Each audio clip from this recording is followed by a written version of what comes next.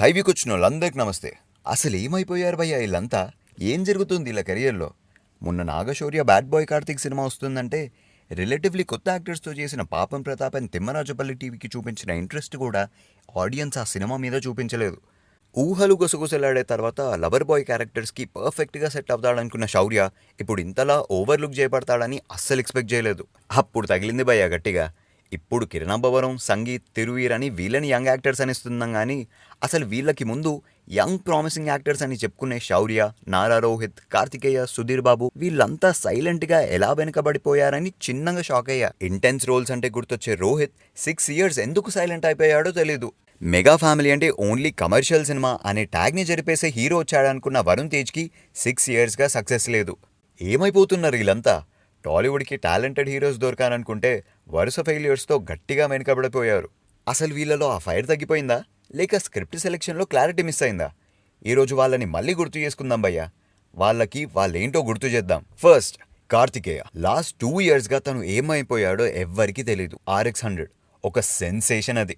Songs, dialogues, climax అన్ని ఆడియన్స్లోకి విపరీతంగా వెళ్ళిపోయాయి. సెకండ్ సినిమాతోనే కావాల్సినంత ఫేమ్ వచ్చింది. కానీ ఒక ఇంటెన్స్ క్యారెక్టర్లో సక్సెస్ అయితే అడ్వాంటేజ్ ఎంత ఉంటుందో డిసడ్వాంటేజ్ అంతే ఉంటుంది భయ్యా. అడ్వాంటేజ్ వచ్చేసి చాలా ఇయర్స్ ఆడియన్స్ నిన్ను గుర్తుపెట్టేసుకుంటారు. పెద్దగా సక్సెస్ లేకపోయినా కార్తికేయ గురించి మనం ఇప్పటికే మాట్లాడుకుంటున్నామంటే మరి అదే కదా రీజన్. డిసడ్వాంటేజ్ వచ్చేసి పాపం ఆడియన్స్ అంత ఈజీగా ఆ ఇంటెన్స్ క్యారెక్టర్ దాటి ఆ హీరోని చూడలేరు.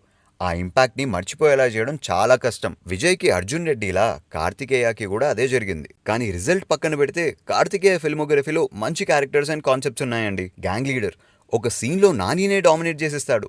ఆ లెవెల్ స్క్రీన్ ప్రెజెన్స్ ఉంది తనకి. ఐస్తో, బాడీ లాంగ్వేజ్తో లిటరల్లీ భయపెట్టేశాడు. ఆ తర్వాత కూడా వాలిమై అనే తమిళ సినిమా చేశాడు, వర్క్ అవ్వలేదు. చావు కబురు చల్లగా అనే ఒక సెన్సిబుల్ డార్క్ కామెడీ, బెదురు లంక అని డిఫరెంట్ కాన్సెప్ట్ చేశాడు, అవి వర్క్ అవ్వలేదు. సక్సెస్ తప్ప ఏమీ మాట్లాడని ఇండస్ట్రీ ఇది. అంతే, సడన్గా మాయమైపోయాడు. లాస్ట్ 2 ఇయర్స్గా ఒక్క సినిమా చేయలేదు. అసలు యంగ్ హీరోస్లో ఇంటెన్స్ క్యారెక్టర్స్ అంటే కార్తికేయకి మించిన యాక్టర్ లేడు. నెగిటివ్ రోల్స్కి కూడా పర్ఫెక్ట్గా సెట్ అవుతాడు. అలాంటి యాక్టర్ ఇలా సైలెంట్ అయిపోవడం కరెక్ట్ కాదని నా ఒపీనియన్. సో మళ్ళీ ఒక సాలిడ్ కంబ్యాక్ ఇస్తాడని వెయిట్ చేస్తున్నా. Next, Nagashaurya. Bad boy Karthik trailer చూశాక ఈ సినిమా అసలు ఎప్పుడు తీసారా అనే ఫీలింగ్ వచ్చింది. అండ్ ఈ ఈవెంట్లో నాగశౌర్యని చూశాక ఇతను పక్కింటి అబ్బాయిలా కనిపించే మా శౌర్య అయినా అని డౌట్ వచ్చింది. ఊహలు గుసగుసలాడేతో ఇండస్ట్రీకి పర్ఫార్మెన్స్ బాగా చేసే ఒక మంచి అందగాడు దొరకాడు అనుకున్నాం. 2014 టైంలో హీరోస్ అందరూ ఒక సక్సెస్ రాగానే కమర్షియల్ ఇంకా మాస్ సినిమా అని వెంటనే అటుపక్క షిఫ్ట్ కొట్టేసేవారు. కానీ శౌర్య మాత్రం Ram comms, love stories and ఇలాంటి సమ్మర్లో ఒక బ్రీజీ ఫిల్మ్ వస్తే చూడాలనుకుంటాం కదా, అలాంటి సినిమాలు చేసేవాడు. దిక్కులు చూడకు రామయ్య, లక్ష్మీరావే మా ఇంటికి, కళ్యాణ వైభోగమే, ఈ సినిమాలన్నీ జస్ట్ వీకెండ్ అలా ప్రశాంతంగా కూర్చొని బోర్ కొట్టకుండా హ్యాపీగా చూసేసే సినిమాలు. కానీ బ్యాడ్ లక్, ఈ సినిమాలేవి తనకి సక్సెస్ ఇవ్వలేదు. కెరియర్ని నెక్స్ట్ లెవెల్కి తీసుకెళ్లలేదు. ఇంకేం చేస్తాడు, అందరు వెళ్తున్న రూట్లోకి వచ్చేసి చెలోతో హిట్ కొట్టేశాడు. బట్ ఆ తర్వాత భయ్యా తను చేసిన సినిమాలు ఏవో ర్యాండంగా సెలెక్ట్ చేసుకున్నట్టు, అసలు ఎప్పుడొచ్చాయి ఎప్పుడు వెళ్ళిపోయాయో కూడా తెలియనట్టు అయిపోయింది. అమ్మమ్మ గారిల్లు, కణం, నర్తనశాల ఇలా థియేటర్కి వచ్చినట్టు కూడా చాలా మందికి తెలియలేదు. అంతే, నాగశౌర్య అన్న ఏవో సినిమాలు చేసుకుంటున్నాడు అనే ఫీలింగ్ వచ్చింది. శౌర్య నెక్స్ట్ ఏ సినిమా చేస్తున్నాడు అనే ఎగ్జైటెడ్గా చూసే ఆడియన్సే లేరు. అశ్వత్థామ ఇంకా లక్ష్య ఏది కూడా ఆడియన్స్లో ఒక ఇంట్రెస్ట్ క్రియేట్ చేయలేకపోయాయి. చలో తర్వాత మళ్ళీ అలాంటి ఎంటర్టైనర్ రంగబలి చేశాడు. సినిమాకి డీసెంట్ రెస్పాన్సే వచ్చింది. కానీ ఇక్కడ ఒక థియరీ చెప్పాలి. ఎంటర్టైనర్ చేస్తే హిట్ కొట్టడం కొంచెం ఈజీయే. ఆ ఎంటర్టైన్మెంట్ అనేది హీరో క్యారెక్టర్ నుండి వస్తేనే అది వాళ్ళ కెరియర్కి యూజ్ అవుద్ది. లేకపోతే ఎవరో ఒక కమెడియన్ హైలైట్ అయిపోతారు. రంగబలికి పేరు సత్యాగే వచ్చింది. చాలా మంది యంగ్ హీరోస్ ఈ లెక్క మిస్ అవుతున్నారు. ఇప్పుడు నాగశౌర్య సినిమా వచ్చి 3 ఇయర్స్ అవుతున్నా కూడా ఎవ్వరూ పట్టించుకోవట్లే. యాక్చువల్లీ లవ్, డీప్ కాన్వర్సేషన్స్, ఎమోషన్స్కి శౌర్య పర్ఫెక్ట్గా సెట్ అవుతాడు. నందిని రెడ్డి, ఇంద్రగంటి, అవసరాల, ఈవెన్ శేఖర్ కమ్లా గారి స్టైల్ ఆఫ్ హీరో క్యారెక్టరైజేషన్స్కి శౌర్య పర్ఫెక్ట్ ఉంటాడు. సో చూద్దాం మరి శౌర్య మళ్ళీ ఎలాంటి కంబ్యాక్ ఇస్తాడు. నెక్స్ట్, వరుణ్ తేజ్. అసలు మెగా ఫ్యామిలీ అంటే అందరిలో ఉండే ఒపీనియన్ ఏంటి భయ్యా? కమర్షియల్ మూవీస్, డాన్స్, ఫైట్స్, ఇవే కదా. కానీ ఆ రూట్ కాదనుకొని మెగా ఫ్యామిలీ అంటే కమర్షియల్ సినిమాలే కాదు, కంటెంట్ సినిమాలు, క్లాస్ సినిమాలు కూడా అని వరుణ్ తేజ్ తన ఫస్ట్ ఫ్యూ ఫిల్మ్స్తో ఒక కొత్త ఇమేజ్ తీసుకొచ్చాడు. అసలు కంచె సినిమా చేయడం ఒక పెద్ద ఫ్యామిలీ నుండి వచ్చిన హీరోకి రిస్కే, కానీ చేశాడు. ఫైట్స్, మాస్ డైలాగ్స్తో తన కజిన్స్ అందరూ సక్సెస్ కొడుతుంటే వరుణ్ మాత్రం ఫిదా, తొలి ప్రేమ అని క్లాస్ టచ్ ఇచ్చాడు. పర్సనాలిటీ అండ్ స్టైలింగ్ కూడా అదిరిపోయేసరికి మెగా అందగాడని ఫ్యాన్స్ కూడా ఖుషి అయిపోయినారు. బట్ తర్వాత తను చేసిన ఫిల్మ్స్ మోస్ట్లీ ఫెయిల్యూర్సే. ఒక్క F2 F3 తప్పితే Gandeevadhari Arjuna, operation Valentine, matka disasters అవి. డిఫరెంట్ స్క్రిప్ట్స్ చూస్ చేసుకోవడంలో ఉండే రిస్క్ ఏంటంటే నువ్వు కమర్షియల్ సినిమా చేసావనుకో, అందులో డైలాగ్స్, సాంగ్స్, స్టెప్స్, ఫైట్స్ అన్నీ సినిమా ఫ్లాప్ అయినా నిన్ను గుర్తుపెట్టుకోవడానికి ఏదో ఒక స్కోప్ ఉంటుంది. కానీ ఒక ఎక్స్పెరిమెంటల్ స్క్రిప్ట్ ఫెయిల్ అయితే ఇంత ప్యాడింగ్ ఉండదు కాబట్టి ఆడియన్స్ మళ్ళీ ఆ సినిమా గురించి డిస్కషన్ కూడా పెట్టారు. వరుణ్ సినిమాలకి అదే జరిగింది.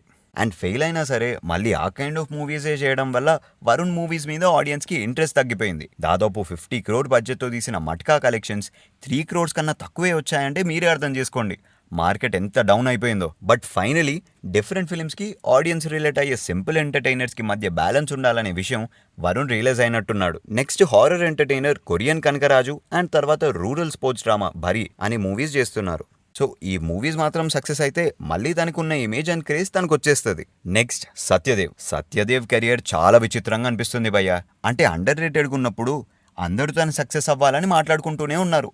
కానీ ఒక్కసారి లైమ్ లైట్లోకి వచ్చాక ఇప్పుడు అసలు కాన్వర్జేషన్లో సత్యదేవే ఉండట్లేదు. అసలు అంత ఫాస్ట్గా ఎలా వెనుకబడిపోయాడో. బ్లఫ్ మాస్టర్ ఇంకా ఉమామహేశ్వరరావు టైంలో flawless dialogue delivery, natural acting అని అందరూ సత్యదేవ్ గురించే మాట్లాడుకునేవారు. చిరంజీవి గారి దగ్గర నుండి అందరూ సత్యదేవ్ని పొగిడిన వాళ్ళే. ఒక కామన్ క్యారెక్టర్ నుండి ఇన్నోసెంట్ ఫోటోగ్రాఫర్గా, రూత్లెస్ పొలిటీషియన్గా ఇలా ఈజీగా వేరియేషన్ చూపించగలడు. కంటెంట్ సినిమాలకి సత్యదేవ్ కేర్ ఆఫ్ అడ్రస్ అనే రేంజ్ పేరు సంపాదించుకున్నాడు. కానీ ఎప్పుడైతే ఆడియన్స్ తిన మీద ఫుల్ ఫోకస్ పెట్టడం స్టార్ట్ చేశారో అప్పటి నుండి డౌన్ఫాల్ స్టార్ట్ అయ్యింది.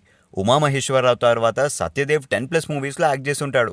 కానీ ఒక్క మూవీ కూడా సక్సెస్ అవ్వలేదు. స్టిల్ కింగ్డమ్ చూసి ఆడియన్స్కి సత్యదేవ్ అంటే ఒక మంచి పర్ఫార్మర్ అనే ఒపీనియన్ ఉంది. కానీ సక్సెస్ లేకపోవడం, మాట్లాడుకునే అంత మంచి క్యారెక్టర్స్ పడకపోవడం వల్ల ఇప్పటి హీరోస్ అనే టాపిక్లో సత్యదేవ్ చాలా వెనుకబడిపోయాడు. ఇప్పుడు రావ్ బహాదూర్ మంచి ప్రామిసింగ్ ఫిల్మ్లా అనిపిస్తుంది. ఒక రకంగా ఈ సినిమా సక్సెస్ అవ్వడం సత్యదేవ్కి చాలా ఇంపార్టెంట్. అన్ని ఫెయిల్యూర్స్ తర్వాత మళ్ళీ ఆడియన్స్ అటెన్షన్ తెచ్చుకోవడం అంటే అంత ఈజీ కాదు. రావ్ బహాదూర్తో సత్యదేవ్కి ఆ ఛాన్స్ దొరికింది. సో ఈ సినిమా సత్యదేవ్కి సాలిడ్ థియేట్రికల్ సక్సెస్ ఇచ్చి మళ్ళీ తన పర్ఫార్మెన్స్ గురించి గొప్పగా మాట్లాడుకునేలా చేయాలని కోరుకుంటున్నా. నెక్స్ట్ నారా రోహిత్. 6 years ఒక మంచి యాక్టర్ ఎలాంటి సినిమాలు చేయకుండా సైలెంట్ అయిపోవడం ఏంటో ఇప్పటికీ మిస్టరీ అయ్యా. TFIలో ఈ మాస్ టెంప్లెట్ ఫిల్మ్స్ కన్నా కాన్సెప్ట్ బేస్డ్ మూవీస్కి ఆడియన్స్ పెరుగుతున్న టైంలో ఈయన సైలెంట్ అయిపోవడం పెద్ద మైనస్. బాణం లాంటి సీరియస్ సబ్జెక్ట్తో డెబ్యూ చేసినప్పుడు తన intense size and bass voice చూసి angry young man kind of image ఉండేది. సోలో, ప్రతినిధి, రౌడీ ఫెల్లో అప్పట్లో కూడా ఉండేవాడు. ఇలా కొత్తగా కాన్సెప్ట్స్ ట్రై చేస్తాడు అని ఒక సాలిడ్ పేరు వచ్చేసింది తనకి. కానీ ఎంత పేరు వచ్చినా కమర్షియల్ సక్సెస్ అనేది చాలా ఇంపార్టెంట్ కదా. నారా రోహిత్కి అదే మిస్ అయింది. తన దగ్గర చాలా ఇయర్స్ పాటు చెప్పుకునే మంచి సినిమాలు ఉన్నాయి తప్పితే ఒక కెరియర్ డిఫైనింగ్ కమర్షియల్ సక్సెస్ లేదు. మోస్ట్లీ కొత్త డైరెక్టర్స్తోనే చేయడం వల్లేమో కానీ కొన్నిసార్లు పేపర్ మీద ఉన్న బ్రిలియంట్ ఐడియాస్ స్క్రీన్ మీదకి పర్ఫెక్ట్గా ట్రాన్స్లేట్ అవ్వలేదు. మోర్ ఓవర్ తన ఫిజికల్ ఫిట్నెస్ మీద కంప్లీట్లీ ఫోకస్ లూజ్ అయ్యాడు. అండ్ సడన్లీ సినిమాలు చేయడం ఆపేశారు. ఫ్రైడేకి ఒక కొత్త హీరో ఇండస్ట్రీకి వచ్చే ఈ టైంలో 6 years గ్యాప్ అంటే ఆ గ్యాప్లో చాలా మంది వచ్చారు, చాలా ఎదిగిపోయారు. అందుకే కంబ్యాక్ ఫిల్మ్గా తనకి మంచి పేరు తీసుకొచ్చిన ప్రతినిధి టైటిల్తో ప్రతినిధి 2 తీసినా కూడా ఎవ్వరి ఇంట్రెస్ట్ చూపించలేదు. బట్ నారా రోహిత్కి తన స్ట్రెంగ్త్ తనకి చాలా బాగా తెలుసు. తను ఇంటెన్స్ రోల్స్ ఎంత బాగా చేయగలరో ఈ ఇంట్రోవర్టెడ్ ఎమోషనల్ లైక్ సోలో లాంటి క్యారెక్టర్స్ కూడా బాగా చేయగలరు. ఇప్పుడు Bhairavam and Sundarakanda movies back to back చేశాక అదే అనిపించింది నాకు. నెక్స్ట్ సందీప్ కిషన్. టాలీవుడ్లో పాపం అనిపించే యాక్టర్ సందీపే భయ్యా. తను ఇంట్రడ్యూస్ చేసిన డైరెక్టర్స్ ఆ సినిమా తర్వాత బాగా పాపులర్ అయిపోతారు. బట్ ఒక హిట్ డైరెక్టర్తో సందీప్ వర్క్ చేస్తే మాత్రం ఈయనకి సక్సెస్ దొరకదు. అదేంటో ఫియర్, అగ్రెషన్, ఇన్నోసెన్స్ అన్ని ఎమోషన్స్ సీమ్లెస్గా పోర్ట్రే చేయగలడు. His acting skills are top tier. ఇప్పటికీ ప్రస్థానం పర్ఫార్మెన్స్ గురించి మాట్లాడుకుంటాం మనం. కానీ టాలెంట్ ఉన్నా కంటిన్యూస్ సక్సెస్ లేదు తనకి. వెంకటాద్రి ఎక్స్ప్రెస్తో హిట్ కొట్టి మొత్తానికి ట్రాక్ ఎక్కేశాడనుకుంటే మళ్ళీ వెంటనే డౌన్ అయిపోయాడు. సందీప్ కిషన్లో ఏది ల్యాక్ అవుతుందంటే సందీప్ అన్నీ చేయగలడు. కానీ ఎక్కువ డిఫరెంట్ క్యారెక్టర్స్ ట్రై చేయడం వల్లనేమో కానీ అరే సందీప్ ఇలాంటి సినిమా చేస్తే బాగుంటుందిరా అని ఒక ఇమేజ్ క్రియేట్ అవ్వలేదు. ఇప్పుడు పోస్టర్ మీద సందీప్ కనిపించాడంటే మైండ్లో అరే ఈ సినిమా ఇలా ఉండొచ్చురా ఆర్ ఈ ఎలిమెంట్స్ ఉంటాయరా అనే ఫీలింగ్ రాదు. వెంకటాద్రి ఎక్స్ప్రెస్లో ఈ ఎంటర్టైనర్స్ బాగా చేశాడు అనే ఇమేజ్ స్టార్ట్ అయినా ఆ తర్వాత ఆ స్టైల్లో చేసిన ఏవి కూడా వర్క్ అవ్వలేదు. సో సందీప్కి ఇప్పుడు తనకు ఒక స్ట్రాంగ్ ఇమేజ్ తెచ్చి ఆడియన్స్కి సందీప్ కాకుండా ఆ క్యారెక్టరే గుర్తొచ్చే లాంటి సినిమా పడాలి. నెక్స్ట్ విజయ్ కొడుకు సంజయ్తో sigma, rowdy fellow director Krishna చైతన్యతో పవర్పేట మూవీస్ చేస్తున్నాడు. ఈ సినిమాలు సందీప్కి పెద్ద బ్రేక్ ఇస్తాయని కోరుకుందాం. నెక్స్ట్ సుధీర్ బాబు జటాధర. ఎవరైనా ఈ సినిమా చూసుంటే అసలు సుధీర్ బాబు ఈ సినిమా ఎందుకు ఒప్పుకున్నారా అనే ఫీలింగ్ వస్తుంది. యాక్చువల్లీ లాస్ట్ 3 years నుండి సుధీర్ బాబు సినిమాలని ఆడియన్స్ సీరియస్గా తీసుకోవడమే మానేశారు. జటాధర, హంట్, మా నాన్న సూపర్ హీరో, మామ మశ్చంద్ర ఈ సినిమాల వైపు ఆడియన్స్ కనీసం చూడని కూడా చూడలేదు. ఇప్పుడు నీ సినిమా మీద మంచి బజ్ ఉంది, ఆడియన్స్ థియేటర్కి వచ్చి నీ సినిమా నచ్చలేదంటే అదొక పద్ధతి. కానీ ఆడియన్స్ అసలు సినిమా ఎలా ఉందో చూడడానికి కూడా ఇంట్రెస్ట్ చూపించట్లేదు, వచ్చింది వెళ్ళింది కూడా పట్టించుకోవట్లేదంటే ఇది చాలా సీరియస్గా ఆలోచించాల్సిన విషయం. నారా రోహిత్ లానే సుధీర్ బాబుకి కూడా 2 స్ట్రెంత్స్ ఉన్నాయి. యాక్షన్ అదరగొట్టేయగలడు, రామ్ కామ్స్ కి భలే సెట్ అవుతాడు. సమ్మోహనం, నన్ను దోచుకుందువటే లాంటి క్లాసీ ఫిల్మ్స్ లో తన సటిల్ ఎమోషన్స్ వర్కౌట్ అయ్యాయి. కానీ లాస్ట్ 8 yearsలో అలాంటి లవర్ బాయ్ రోల్ మళ్ళీ చేయలేదు. ఆల్సో ఇప్పటికీ నార్త్ ఆడియన్స్ భాగీలో సుధీర్ బాబు క్యారెక్టర్ని అప్రిషియేట్ చేస్తూ ఉంటారు. కానీ ఆ తర్వాత తిను ఒక్క బాలీవుడ్ మూవీ కూడా చేయలేదు.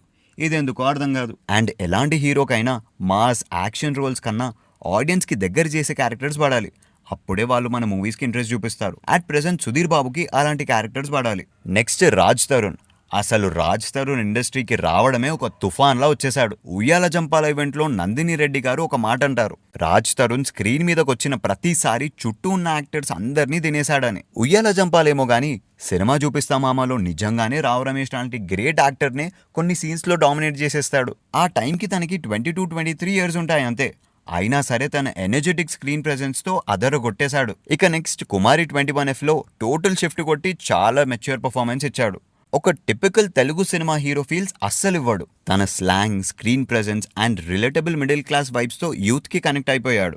యాక్చువల్లీ అదే తన సూపర్ పవర్, ఈజీలీ ఆడియన్స్ని రిలేట్ అయ్యేలా చేయగలడు. అలా రిలేటబుల్ హీరో అని ఫేమ్ వస్తుందనే టైంలో కంటిన్యూస్ ఫెయిలర్స్తో వెనుకబడిపోయాడు. మధ్యలో personal life issues, outdated scripts చేయడం, ఎవాల్వ్ అవుతున్న ఆడియన్స్కి తగ్గట్టు స్క్రిప్ట్స్ సెలెక్ట్ చేసుకోకపోవడం, ఈ సోషల్ మీడియా జమానాలో అసలు యాక్టివ్ ఉండకపోవడంతో రాజ్ తరుణ్ గురించి డిస్కషన్కి స్కోప్ లేకుండా పోయింది.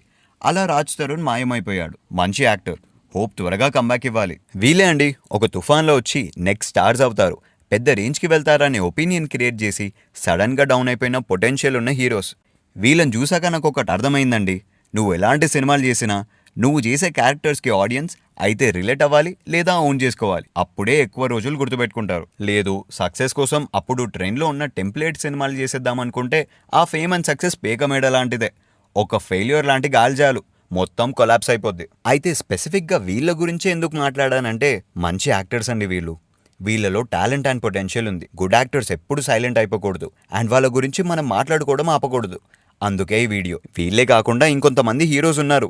ఇది జస్ట్ ఫస్ట్ పార్ట్ మాత్రమే. నెక్స్ట్ పార్ట్లో మిగతా హీరోస్ అండ్ హీరోయిన్స్ గురించి కూడా డిస్కస్ చేద్దాం. ఇప్పుడు మాట్లాడుకున్న హీరోస్లో మీ ఫేవరెట్ హీరో ఎవరు? ఎవరి సక్సెస్ కోసం ఎక్కువ వెయిట్ చేస్తున్నారో కమెంట్ చేసేయండి. That's it for the video guys. ఈ వీడియో మీకు నచ్చితే please do like, share and subscribe to Thai View and hit the bell icon for more updates.